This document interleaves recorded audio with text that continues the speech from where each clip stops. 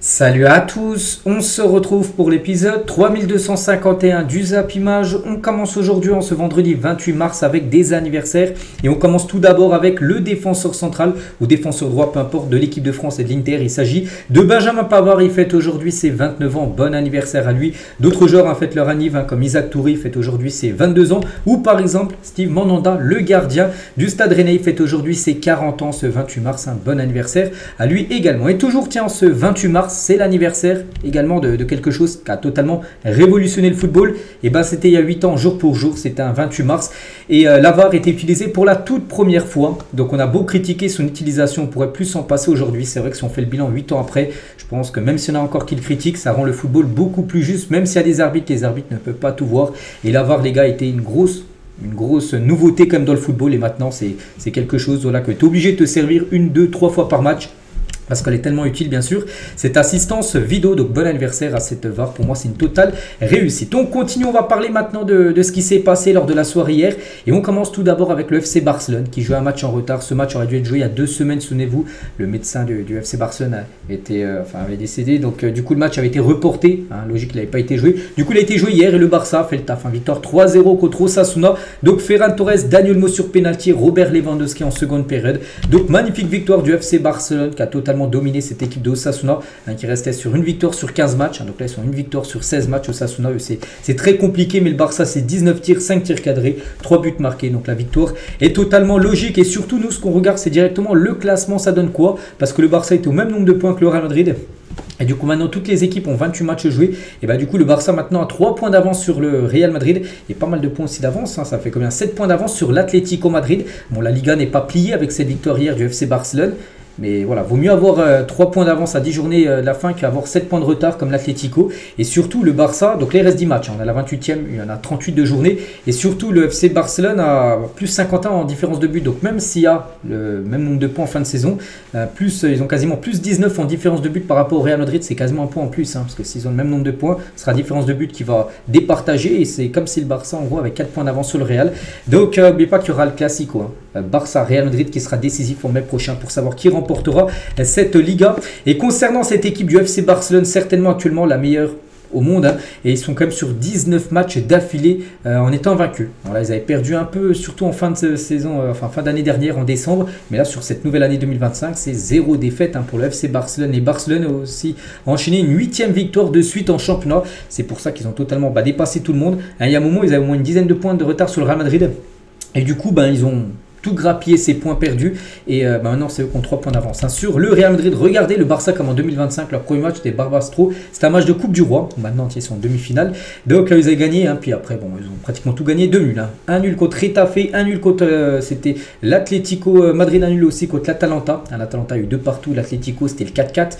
Donc c'est le meilleur club au monde actuellement, oui, parce que c'est la seule équipe qui n'a toujours pas perdu sur cette nouvelle année 2025 dans les gros championnats en Europe. Et surtout c'est une équipe qui marque beaucoup de buts. Le Barça en 28 journées de Liga, c'est 78 buts marqués. Je ne sais pas si vous vous rendez compte, c'est fou. Ils vont peut-être atteindre la barre des 100 buts en championnat vu qu'il reste encore 10 matchs. Et s'ils continuent à mettre une moyenne de 3-4 buts par match, ça sera atteint. Donc 136 buts au total si on rajoute la Ligue des Champions, la Coupe du Roi, la Super Coupe d'Espagne, tout ça. Donc meilleure attaque du championnat, meilleure attaque d'Europe tout simplement cette équipe du FC Barcelone. Toujours sur ce match hier, on va parler de Robert Lewandowski. Donc il a commencé sur le banc, c'est plutôt Ferran Torres a commencé titulaire, parce que Lewandowski a enchaîné 2 matchs avec la Pologne. Donc il est rentré en jeu à la 67e minute de jeu, et c'est simple, 10, mais même moins de 10 minutes après, buteur directement bien sûr Lewandowski. Donc son 23e but cette saison en championnat, actuellement c'est lui le Pichichi. Je crois qu'Mbappé doit être à 20 buts en championnat, Lewandowski est à 23, là aussi il y aura match dans le match par rapport à savoir qui finira meilleur buteur de ce championnat espagnol. Et comme j'ai dit, donc il a marqué 23 buts en championnat, mais en tout c'est 36 buts si on rajoute également la Ligue des Champions, si on rajoute la Coupe du Roi, tout ça, 36 buts, 3 passes D, 41 matchs, toutes compétitions confondues. C'est qu'on parle beaucoup de Rafinha, de Dembélé, de Salah, Ballon d'Or. Mais s'il continue à marquer autant, et si le Barça gagne par exemple des gros trophées, il y aura aussi Rafinha, parce qu'il joue dans la même équipe.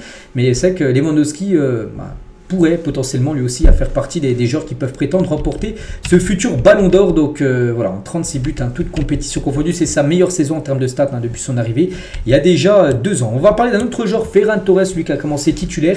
Donc il commence pas souvent titulaire. Quand il commence titulaire, Bon, il a été buteur, tant mieux, mais souvent, s'il est titulaire, enfin, il marque quand il rentre en cours de jeu. Mais Ferran n'a débuté que 11 matchs pour le Barça cette saison. C'est quand même peu, en une quarantaine de matchs joués. Mais il est le troisième meilleur buteur du club avec 14 buts inscrits. Donc hier, il a marqué un but quand il a commencé titulaire. Mais souvent, il rentre en cours de jeu et là, il est buteur. Ferran Torres, donc voilà, félicitations à lui. On va parler aussi de Dani Olmo parce que Dani Olmo donc, a tiré un penalty qui n'a pas réussi à marquer. Hein. Le penalty est finalement retiré car Kayola est entré, on peut le voir là juste à côté de l'arbitre. Il est entré, donc normalement vous savez que l'équipe adverse, enfin les joueurs n'ont pas le droit de rentrer dans la surface de réparation, sinon le penalty peut être de nouveau tiré, et du coup le penalty a été retiré, hein, parce que ce genre d'Osasuna fait un peu n'importe quoi, et du coup deuxième tentative, et cette fois-ci Dani Olmo a marqué, et le Barça fait donc bien sûr le break, hein, 8 buts et 6 passes D pour Dani Olmo, depuis qu'il a rejoint le club, hein, souvenez-vous l'été dernier, mais le gros coup dur pour lui, et pour le Barça, c'est qu'il est sorti sur blessure, donc il sort sur blessure, on ne sait pas trop ce qu'il a, est-ce que c'est musculaire, ça sent pas bon, hein. En plus là il y a pas mal de matchs, le Barça a joué hier, le Barça joue déjà après-demain, on est le 28, il joue dès le 30, après il rejoue à milieu de semaine prochaine contre l'Atlético mercredi prochain. Il joue encore le week-end d'après. Après, il y aura la Ligue des Champions le mardi d'après contre Dortmund. Il y a, je crois, en 14 jours, il y a 5 matchs. Donc maintenant plus que 4 avec le match qui a été joué hier. Mais voilà, ça ne s'arrête pas. Hein. Et c'est quand tu perds des joueurs. Il y a Poku Barsi qui s'est blessé. Il y a Inigo qui a été blessé aussi pendant la trêve. Il y a Marc Casado qui s'est blessé. N'oubliez pas. Et maintenant Dani Olmo. Donc depuis son arrivée au Barça en août dernier, Dani Olmo est absent quand même 51 jours à cause des blessures. Donc on en saura beaucoup plus. Là aujourd'hui, il va passer des tests pour savoir la durée de son indisponibilité. Donc ça c'est un gros coup dur bien sûr pour le FC Barcelone. On va parler de Lamine Yamal. Donc il n'a pas été buteur Lamine Yamal. Bon ça arrive mais il a encore réussi pas mal de dribbles. Et lors d'un de ses dribbles réussis, il a réussi son 100e dribble réussi cette saison. C'est le premier joueur à atteindre la barre des 100 dribbles réussis cette saison dans les 5 grands championnats européens. On sait que c'est un sacré dribbleur. Donc voilà, déjà 100 dribbles réussis depuis le début de saison pour Lamine Yamal. On va parler de Gavi qui donne tout sur le terrain. Il n'hésite pas les gars, des fois. Essayer de chercher le ballon, il peut le prendre avec le pied, mais là il l'a pris avec la tête. Donc ouais, il donne tout, bien sûr, on sait. Le jeune Gavi. On parle aussi de Szczęsny, les gars, 17 matchs joués du côté du FC Barcelone, son 9e clean sheet hier. Pas de but pris et surtout 0 défaite. On a parlé de la série là, du FC Barcelone depuis le début d'année. C'est depuis que lui en gros est gardien, il n'a toujours pas perdu du côté du Barça. Szczęsny en fin de contrat dans 3 mois et 2 jours, le 30 juin prochain, mais le Barça devrait le prolonger d'une voire 2 saisons supplémentaires. Et on s'implique à la fin du match. Malgré la victoire, il est très énervé quand même contre la Liga. Il critique le calendrier de la Liga et le fait que le Barça ait joué hier soir. Hein. Ce n'était pas le meilleur des jours pour jouer. On l'a payé avec cash, avec la blessure de Dani Olmo, qui a joué bien sûr avec la sélection. Et voilà, c'était même pas encore fini à trêve. Normalement, les matchs, on va dire, reprend le vendredi. Puis là, ça a déjà repris le jeudi pour le Barça. Et pour lui, bien sûr, ça passe pas du tout. Et Koundé, c'est la même chose. Hein, il pousse un coup de gueule contre la reprogrammation de ce Barça Osasuna. On est en colère à cause de la dette du match. Ce n'est pas normal. Nous l'avons évoqué. Nous avons évoqué la question du calendrier à maintes reprises. Hein. Je sais que parfois certains ont du mal à le comprendre. On a beaucoup de chances de faire ce que nous faisons. Je m'estime chanceux, mais fixer cette date est un manque de respect envers le club. Il y a peut-être des autres dates pour fixer ce Barça Osasuna que ce jeudi où par exemple Araujo et Rafinha n'ont pas pu jouer parce qu'ils avaient joué la veille avec leur sélection. Hein. Donc peu importe que ce soit le Barça, Osasuna, le Real Madrid, c'est un manque de respect envers les joueurs.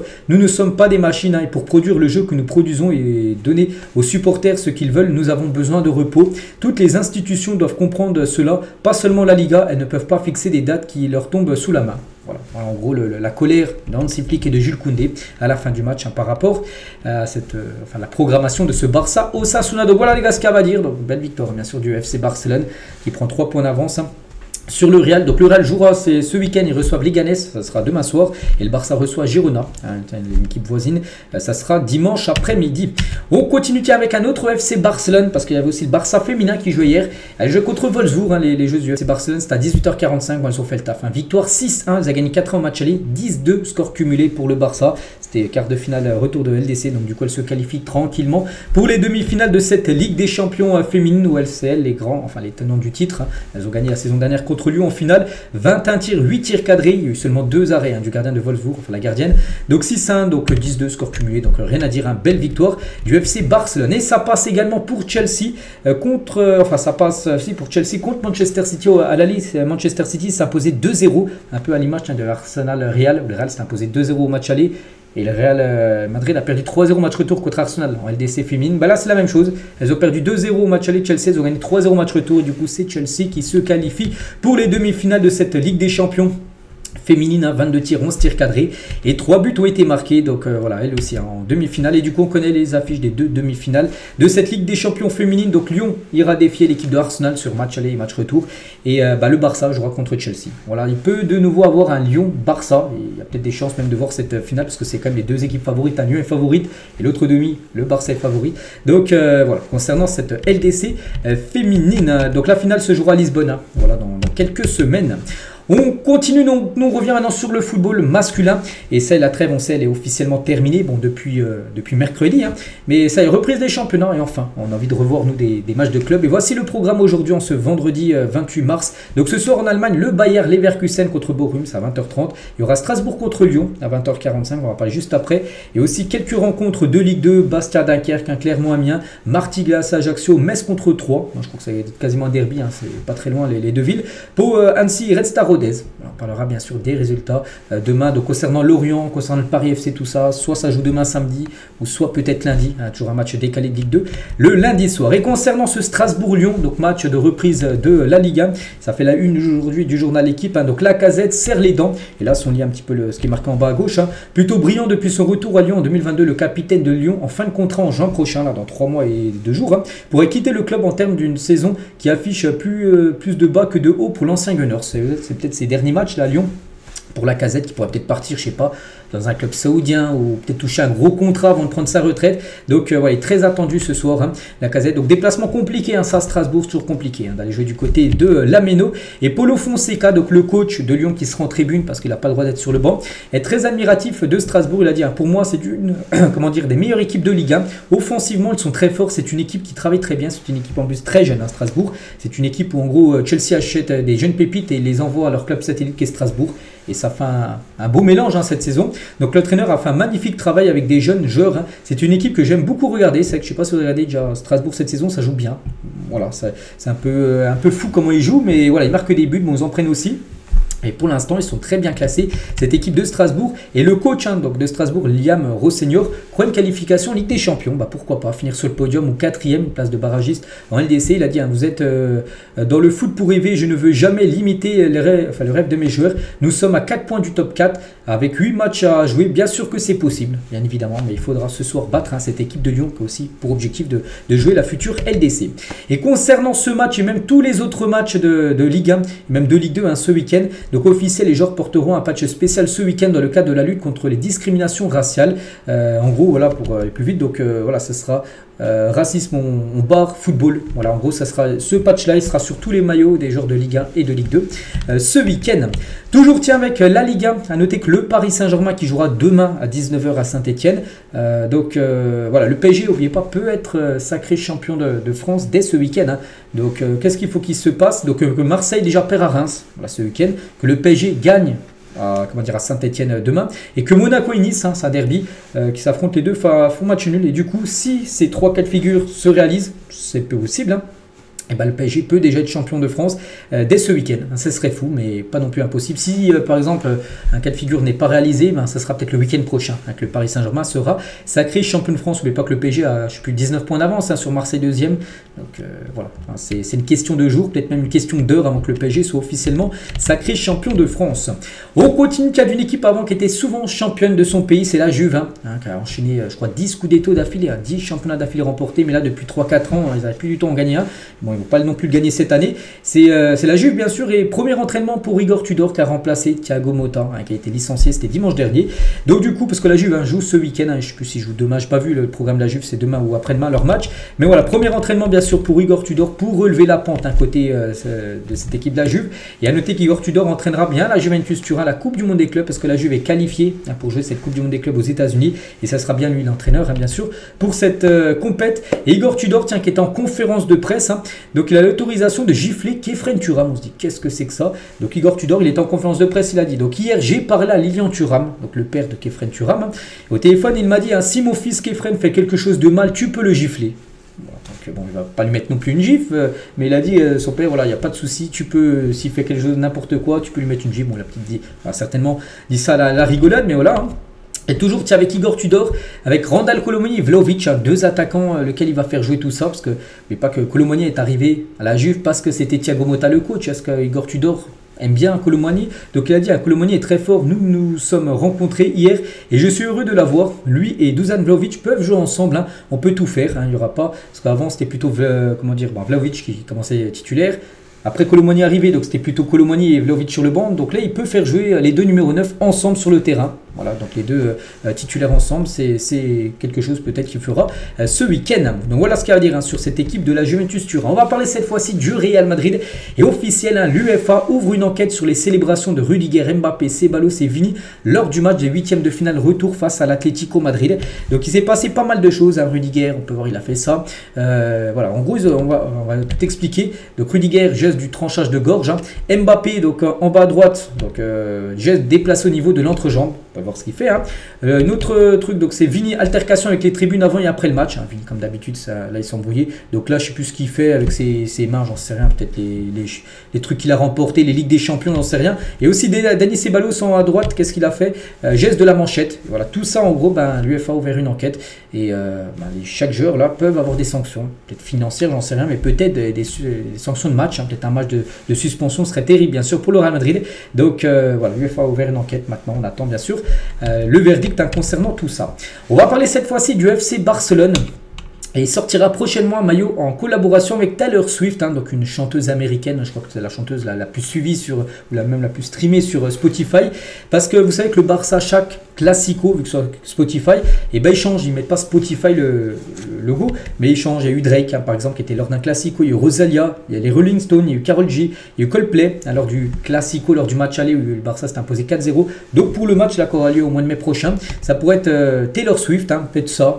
1989, c'est peut-être son dernier album, hein, je ne sais pas son nom, je sais pas, j'écoute pas trop cette chanteuse là, mais voilà, ça doit être un maillot en collaboration avec la chanteuse américaine Taylor Swift, hein, pour le prochain classico.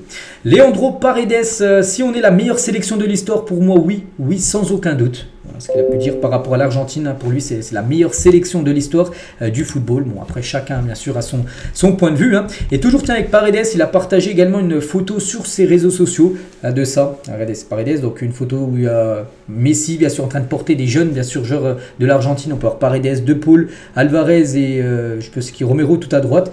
Et en gros, après c'est eux qui portent Messi, puis après ils ont tous gagné bien sûr des trophées ensemble. Voilà ce qu'a pu mettre Paredes sur son compte Instagram.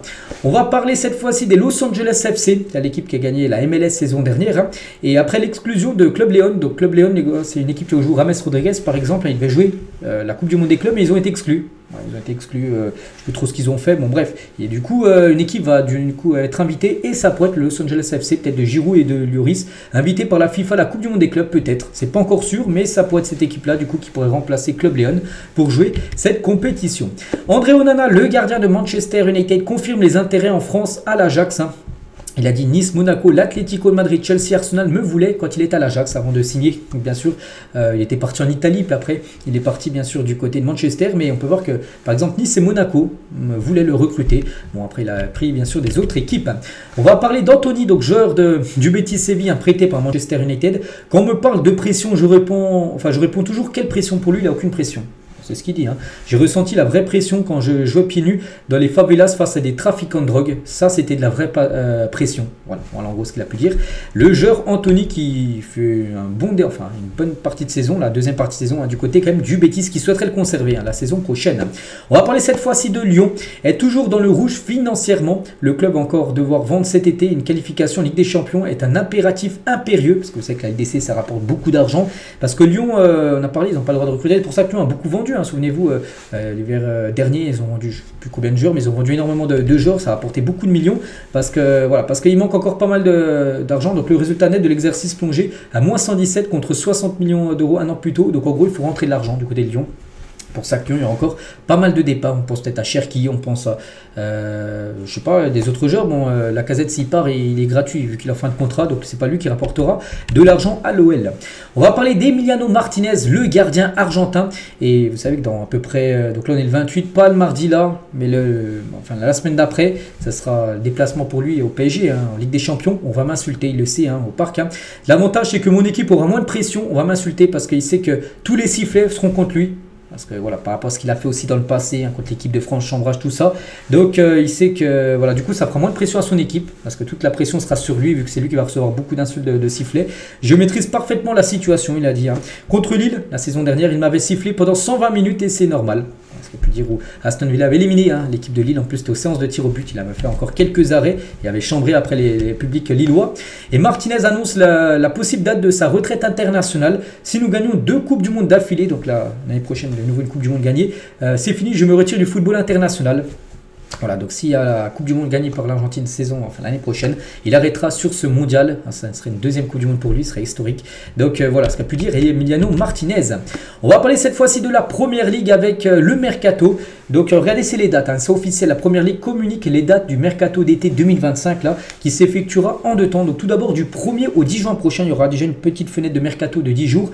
N'oubliez pas que ce Mercato là, ça sera Mercato court pour permettre aux clubs disputant la Coupe du Monde des clubs de recruter. Par exemple, une équipe comme Manchester City qui va jouer pourra pendant une dizaine de jours recruter. Voilà. Donc après, le 10 juin, les gars, ça ferme hein, jusqu'au 16 juin. Puis après, du 16 juin au 1er septembre, là, c'est le grand mercato. Hein, vous savez, pendant 2 mois et demi, réouverture du mercato traditionnel. Donc voilà, en Première Ligue, les 2 fenêtre de mercato l'été prochain.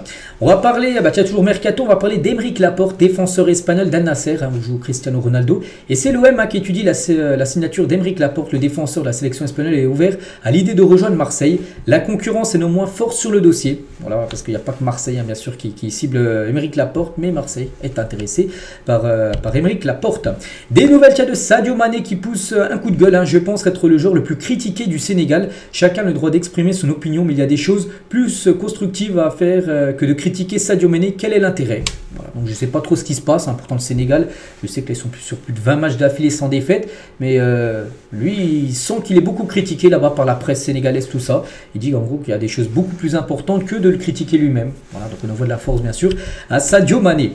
On va parler de Memphis Depay. Donc la nuit dernière, regardez ce qu'il a fait. Donc le Néerlandais a remporté son premier trophée avec les Corinthians face à Palmeiras. Hein. Donc voilà, regardez un coup ce qu'il a fait. Je pense que c'était dans le match. Hein. Il a fait, c'est même pas un geste technique. Il était debout sur le ballon. Voilà des nouvelles hein, de Memphis Depay. Ça se passe bien quand même pour lui hein, du côté du Brésil. On va parler d'Enzo Alves, le fils de Marcelo. Donc pourrait faire ses débuts avec le U19 du Real Madrid ce week-end à 15 ans parce qu'il a été convoqué dans le groupe des U19. Il a 15 ans, hein, donc il est double surclassé parce que normalement il joue avec les U15, mais là il est avec les U19 du Brésil.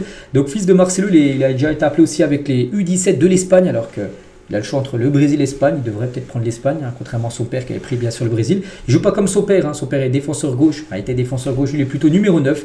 Voilà, c'est peut-être un joueur qui pourrait rayonner dans le futur au poste d'attaquant du côté du Real Madrid. Ce changement de photo enflamme la presse catalane. Donc les médias évoquent hein, désormais une possible approche du PSG pour Gavi, grand ami d'Ousmane Dembélé. C'est d'ailleurs Luis Enrique qui l'avait convoqué en sélection à 16 ans. Cette saison, Gavi joue moins sous les ordres d'Hansi Flick. Bon, il a joué hier hein, parce qu'il y avait pas mal de joueurs qui n'étaient pas là du côté du Barça, mais c'est vrai qu'il joue peu. Et pourquoi en gros la presse catalane s'enflamme par rapport à ça? Je dis que Dembélé il y a quelques jours il a remplacé sa photo où il avait le maillot du PSG avec une photo de lui et Gavi quand il était Dembélé était au Barça, parce qu'il y a encore de bons contacts hein, bien sûr. Dembélé il a encore énormément de contacts avec Gavi et en gros tout ça dit qu'en Espagne voilà en gros que c'est bientôt pour préparer une approche du PSG pour Gavi. Voilà, le PSG va essayer de reprendre Gavi et surtout que au PSG c'est Luis Enrique le coach et il avait convoqué en sélection espagnole à 16 ans à Gavi, donc quelqu'un qu'il apprécie énormément. On verrait imaginer Gavi, João Neves et Vitinha au milieu de terrain, ce serait pas mal hein, du côté de Paris. Chelsea entre dans la course pour recruter Dean Huijsen, donc lui les gars je pense que ça sera un gros feuilleton hein. L'été prochain il va à coup sûr quitter Bournemouth parce qu'il y a quand même des grosses équipes. Hein. Il y a bien sûr Chelsea, le Real Madrid bien évidemment intéressé. Il y a aussi l'équipe de Liverpool. Mais lui les gars, on a l'impression qu'il a un choix. Hein. C'est comme le Real. C'est un honneur d'être suivi par des grands clubs comme le Real Madrid. Hein, son père c'est un grand fan du Real Madrid. Lui aussi les gars, il est madridista donc c'est un fan du Real Madrid. Donc il y a des chances hein, peut-être de le voir signer du côté du Real Madrid, hein, ce jeune espagnol. Toujours avec le Real, donc lui c'est même plus à des chances et il va signer au Real, hein, c'est sûr. Trent Alexander-Arnold devrait jouer la Coupe du Monde des clubs avec le Real, donc il devrait signer le 1er juillet prochain. Et la Coupe du Monde des clubs, ou même avant, hein, vu que la saison quand sera finie, parce que je crois que la Coupe du Monde des clubs commence mi-juin, donc même avant la fin de son contrat, il pourrait peut-être, je sais pas, peut-être une dérogation, jouer cette Coupe du Monde des clubs avec le Real Madrid, tout simplement. Trent Alexander-Arnold, c'est totalement possible, hein, bien sûr, à la fin de la saison avec Liverpool. Et concernant ce joueur hein, qui va rejoindre le Real, hein, et Jude Bellingham, son collègue anglais, a joué un grand rôle dans le recrutement d'Alexander-Arnold du côté du Real. L'anglais a beaucoup parlé du club et de la ville pour essayer de convaincre son compatriote, surtout il lui disait, hein, surtout si tu veux que le Real Madrid te fasse venir, ne prolonge pas du côté de Liverpool. Liverpool lui a proposé 3-4 fois de prolonger, à chaque fois avec des salaires revus à la hausse. Il a dit non à chaque fois, parce qu'il écoutait Bellingham, parce que c'est que Bellingham lui disait que le Real Madrid le voulait. Puis du coup, voilà, ça va se faire tout simplement. Deux joueurs anglais du côté du Real Madrid. Et à noter que le Barça, les gars, a voulu faire capoter la signature d'Alexander-Arnold au Real Madrid. Le club a tenté une offensive de dernière minute auprès de l'entourage du joueur qui avait déjà un accord avec le Real. Il ne va pas faire volte-face, il ira bien du côté du Real Madrid. Toujours avec l'équipe madrilène, Lucas Vázquez, donc lui pourrait quitter librement le Real Madrid cet été avec l'arrivée probable d'Alexander-Arnold. Ça remet en question sa prolongation parce qu'il y a déjà Dani Carvajal qui va revenir là en plus de blessures. Même quand il était blessé, Carvajal, il ne jouait même pas Vázquez. Enfin, il y a des matchs, c'était plutôt Fede Valverde qui joue défenseur droit parce qu'il n'est pas assez fiable, Vázquez. Donc là, avec l'arrivée d'Alexander-Arnold plus Dani Carvajal, ou au pire, Fede Valverde peut toujours dépanner à droite. Donc Vázquez devrait pas rester et partir l'été prochain. Toujours du côté du Real Madrid, on va parler d'une photo de Sergio Ramos. En gros, c'est quand il a fait ses débuts avec l'Espagne, donc il a publié ça. Et Mbappé, les gars, il a réagi en mettant une petite chèvre, en gros GOAT, par rapport aux défenseurs. C'est vrai qu'il y en a beaucoup qui considèrent Sergio Ramos comme le meilleur défenseur de l'histoire du football. Des nouvelles de Xabi Alonso qui évoquent son avenir. Nous nous concentrons sur cette saison et rien d'autre. L'année dernière, à la même époque, j'avais quelque chose à annoncer. Voilà. Donc il ne sait pas encore. Il attend de finir la saison avec Leverkusen et après il verra ce qu'il fera.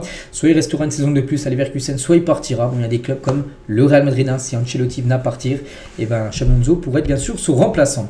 Des nouvelles aussi de Marcus Rashford. Aston Villa est prêt à lever l'option d'achat de Marcus Rashford. Elle a été fixée à 48 millions d'euros pour le joueur qui aura le dernier mot sur un potentiel transfert. Après, c'est Rashford aussi qui dira oui ou non, parce que Aston Villa peut payer les 48. Il faut que Marcus Rashford dise oui, je veux rester là. Et s'il dit non, je préfère une autre équipe, il n'ira pas à Aston Villa. Donc voilà, concernant Rashford, une chose qui est quasiment sûre, c'est qu'il va bien partir de Manchester United. On va parler d'un autre anglais, c'est Bukayo Saka. Et le prince de Londres, Bukayo Saka, est de retour à l'entraînement collectif. C'est lui qui a partagé cette photo sur son compte Instagram. Il s'est blessé en décembre dernier. Il n'a toujours pas joué. Je dis qu'il a été blessé 3 mois. Tiens, là, ça fait à peu près 3 mois. Il s'est blessé fin décembre. On est fin mars. Donc ça y est, s'il est dans les temps pour revenir. N'oubliez pas que dans à peu près une dizaine de jours, il y a le Real contre Arsenal. Certainement il sera là, Bukayo Saka. Il n'a toujours pas joué sur cette nouvelle année 2025. Tiens, toujours du côté d'Arsenal. Et Arsenal s'attend à ce que Martin Zubimendi les rejoigne cet été. Bon, il y a Arsenal, il y a le Real aussi qui aimerait l'avoir. Mais le joueur, une chose aussi qui est quasiment sûre, c'est qu'il devrait quitter la Real Sociedad. Après, ce sera lui tranché, où il souhaite évoluer la saison prochaine. Alidou Seydou, donc genre Ghanéen, révèle avoir failli mourir d'un coup de machette. Donc, il était plus jeune, donc j'ai vécu pire que les croisés dans ma vie. Quand j'étais petit au Ghana, j'ai failli mourir après avoir reçu un coup de machette sur la tête. Dans la rue, j'ai vécu des moments très difficiles. On se baladait dans la rue avec des couteaux, des machettes. J'ai commis des vols, des dégradations, des petits trafics. Et voilà, donc il a été, il a reçu comme un coup de machette dans la tête. Heureusement, il s'en est sorti, mais des fois tu t'en sors pas, même souvent. Donc voilà, par rapport à l'enfance difficile de Alidou Seydou. La Confédération brésilienne de football a entamé des discussions avec Jorge Jesus. Donc c'est l'entraîneur de Al Hilal. Donc l'actuel entraîneur d'Al Hilal serait disposé à quitter son club, Al Hilal, avant même la Coupe du Monde des clubs, où Al Hilal est qualifié, afin de devenir le nouveau sélectionneur du Brésil pour entraîner le Brésil pendant au moins 1 an jusqu'à la prochaine Coupe du Monde et remplacer Dorival. Bon, la priorité toujours du Brésil reste bien sûr Carlo Ancelotti, mais le plan B, c'est lui. Si Ancelotti, c'est pas possible, ça reste le plan A, et ils demanderont à Jorge Jesus de venir entraîner la sélection brésilienne. La fédération kenyane de football ouvre une enquête pour des soupçons de matchs truqués face au Cameroun. Qu'est-ce que c'est que ça? Donc en cause, une vidéo en ligne incrimine le gardien kényan Patrick Matassi, le voyant en pleine discussion avec un autre homme évoquant un possible arrangement de match en échange d'argent en octobre dernier. Lors du dernier rassemblement, ce dernier n'a pas été sélectionné. Voilà, je ne sais pas sur quelle ligne ça va partir, mais voilà, en gros, ce que dit la fédération kenyane de football, qui aurait eu un match truqué, tout ça. On attend maintenant bien sûr des preuves et pour voir surtout ce sera quoi la sanction. Toujours du côté du continent africain, hier j'avais dit la CAN U20 qui commence dans quelques semaines.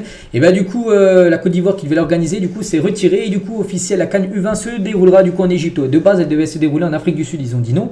Après Côte d'Ivoire c'est eux qui devaient l'organiser, puis du coup ils ont dit non c'est pas possible et du coup il fallait trouver un pays hôte d'urgence, c'est l'Égypte. Voilà, ça a été décidé, donc ça a commencé du 27 avril là, dans moins d'un mois, même moins d'un mois, jusqu'au 11 mai. Voilà, cette Coupe d'Afrique des Nations U20. Voilà, donc ça sera en Égypte, hein, le pays organisateur. Nasser, donc le président du Paris Saint-Germain, hier avait le complément d'enquête. On va revenir juste avec une ou deux infos. J'en parlerai beaucoup sur ma chaîne BizBiz PSG, hein, pour ceux qui veulent avoir toutes les infos. Donc se verrait bien prendre les rênes de la FIFA dans un futur proche. Actuellement, c'est le président du PSG, mais il aimerait. Après, je sais pas s'il peut être président du PSG plus président de la FIFA. J'en sais rien. Je ne sais pas si tu peux, mais voilà, il aimerait être président de la FIFA un jour. Nasser, donc le président parisien. Et Wagner Ribeiro, donc c'est l'ancien agent de Neymar. Quand Neymar avait quitté le Barça pour rejoindre le PSG, c'était lui l'agent de Neymar, hein. Donc sur son transfert au PSG, donc le chèque était de 222 millions d'euros et venait de la banque du Qatar. C'était écrit en arabe, hein. Je ne comprenais pas tout, mais la somme, je ne pourrai jamais oublier. On a même pris des photos, voilà, de Neymar, les gars. Donc voilà, ce chèque. Société Générale, c'était le chèque en gros qu'a payé le Paris Saint-Germain pour la signature de Neymar, pour le PSG qui avait levé bien sûr la clause libératoire du Brésilien. Ça reste toujours actuellement bien sûr le transfert le plus cher de l'histoire du football, 7 ans, même 8 ans plus tard. On va parler de Dayot Upamecano, donc blessé, mais j'ai dit, hein, c'était blessé, il devait louper quelques semaines, il pourrait même être forfait jusqu'à la fin de saison, et ça c'est un gros coup dur, hein. Bien sûr pour le Bayern. Le défenseur français sera absent ces prochaines semaines en raison d'une blessure au genou, a annoncé le Bayern, mais la blessure serait plus importante que ce qu'il paraît. Et il pourrait bien manquer le sprint final avec le Bayern. La Bundesliga, la Ligue des Champions, il y a 2 matchs contre l'Inter Milan là, très prochainement. Donc ça c'est un gros coup dur parce qu'il y a lui et il y a aussi Alphonso Davies, hein, qu'on a parlé, s'est blessé avec le Canada. Lui c'est pareil, hein, on pensait que bon, c'était grave, mais c'est même encore plus grave, hein, pour Alphonso Davies, pour être forfait jusqu'à 8 mois, hein, de base c'était 6 mois. En plus d'une déchirure du ligament croisé antérieur, le défenseur du Bayern souffre d'une lésion du cartilage du genou, donc ce sera au moins 8 mois. Hein, donc 8 mois, c'est après le temps qu'il reprenne l'entraînement, qu'il revienne en forme, c'est quasiment un an. On va dire il va revenir peut-être janvier 2026. Donc voilà, comme Bayern a perdu 2 titulaires indiscutables de leur défense là pour cette fin de saison. Impressionnant, donc qui est le vrai Kylian Mbappé? Voilà, c'est dans un musée à Londres, hein. Ils ont sorti vraiment une statue, mais là c'est une réussite totale, parce que des fois il y a des statues qui ne ressemblent pas du tout à la personne, mais là c'est une vraie statue. Donc bien sûr le vrai Mbappé c'est celui de gauche, le faux Mbappé c'est celui avec le maillot de l'équipe de France, mais c'est très très bien réussi, hein. Et Mbappé choqué de la réussite de sa nouvelle statue de cire au musée Tussaud de Londres, hein. Il a dit: les artistes qui l'ont réalisé sont tellement talentueux, les cheveux, la pose, et c'est exactement moi, c'est surréaliste, hein. C'est réjoui le madrilène. Voilà, Mbappé est déjà représenté au musée Grévin et au musée Tussaud de Berlin. Et là c'est une grande réussite. Regardez à droite les gars, c'est la statue, mais regardez comment elle ressemble totalement à Kylian Mbappé. Oui, vous allez dire oui, les statues non, ça ressemble aux personnes, mais des fois il y a plein de statues qui sont loupées. Là c'est une réussite totale, hein, de la part des artistes. Des nouvelles de Christopher Nkunku qui pourrait quitter Chelsea si une belle opportunité se présente à lui. Quand j'en ai parlé hier, c'est vrai que c'est confirmé par le Mail Sport les gars. En gros qu'Nkunku il y a peu de chance, hein, qu'il reste à Chelsea malgré avec les grosses concurrences, si un club le veut. Et une belle offre arrive pour Chelsea, il sera certainement vendu. On va parler de Ryan Cherki, a participé à une distribution alimentaire solidaire en ce mois de Ramadan, la mosquée de Villeurbanne, hein, dans la banlieue lyonnaise. On peut voir voilà, Ryan Cherki, bien sûr le joueur de Lyon ce soir qui sera bien sûr du côté de Strasbourg, hein, pour le match de Ligue 1. Mais voilà, concernant quelques infos de Ryan Cherki qui va certainement quitter Lyon, hein. Je pense en fin de saison ce sera compliqué pour l'OL de le conserver au vu de la saison qu'ils font, en plus Lyon a besoin de récupérer de l'argent et je pense que c'est le joueur peut-être qui a le plus de valeur actuelle du côté de l'OL.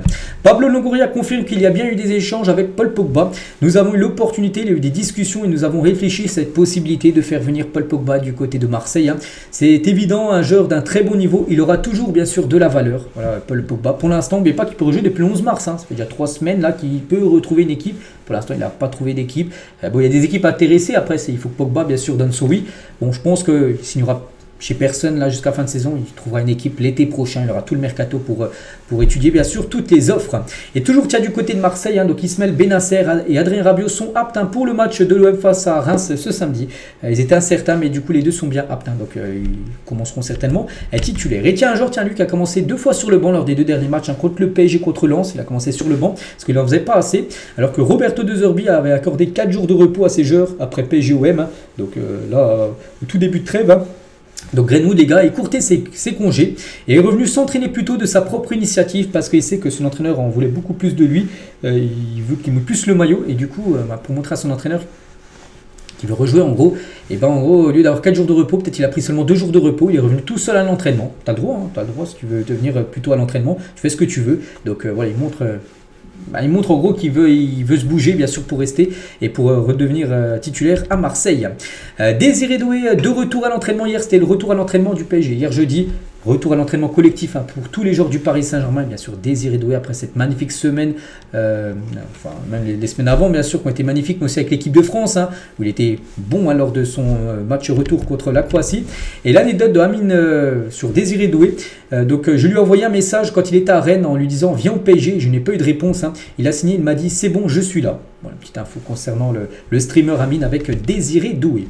Regardez la dernière publication Instagram de Neymar. On peut dire un Neymar un peu nostalgique. On parlait tout à l'heure de Neymar, c'est un chèque de 222 millions d'euros que le PSG avait payé. Mais regardez, Neymar, il a publié cette photo-là, en gros, nostalgique de la MSN. Lui, Suarez et Messi, bien sûr, qui composaient ce trio d'attaque. Où ils avaient gagné il y a 10 ans, c'était en 2015 à Berlin. C'était la finale en Allemagne. Ils avaient gagné cette Ligue des Champions il y a 10 ans. Tiens, toujours avec Neymar, on va parler de deux joueurs, par exemple, avec leur maillot actuel, mais ils ont changé leur sponsor plein maillot. Vous savez que Neymar adore jouer au poker, Poker Star, en plus il est sponsorisé par ça. Voilà. Par exemple, Julián Álvarez, lui, c'est plutôt l'homme araignée, à l'attaquant de l'Atlético, donc une araignée au milieu du maillot. Mbappé, souvent on le compare à une tortue ninja, donc voilà le dessin animé Tortue Ninja. C'est Jimmy Vardy boit beaucoup de Red Bull, il a toujours dit, il a fait des anecdotes, des interviews où avant les matchs, il boit 2-3 Red Bull pour être, même tous les jours, il en boit tout le temps. Donc c'est pour ça on va mettre les Red Bull, la boisson Red Bull.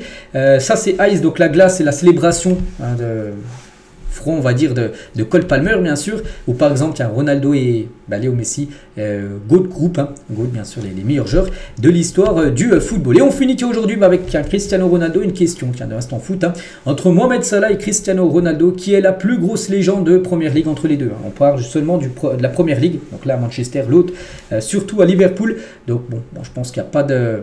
c'est vite répondu, donc je partirais sur Cristiano Ronaldo. Oui, Salah fait une magnifique carrière, mais Ronaldo, les gars, il a tout remporté. Il a même gagné le Ballon d'Or en étant joueur de Manchester United, joueur en Première Ligue. Donc je partirai bien sûr sur CR7. Donc voilà les gars ce qu'il y avait à dire aujourd'hui. J'espère que ça vous a plu. On se retrouve nous demain, à demain samedi, pour le prochain numéro. À demain.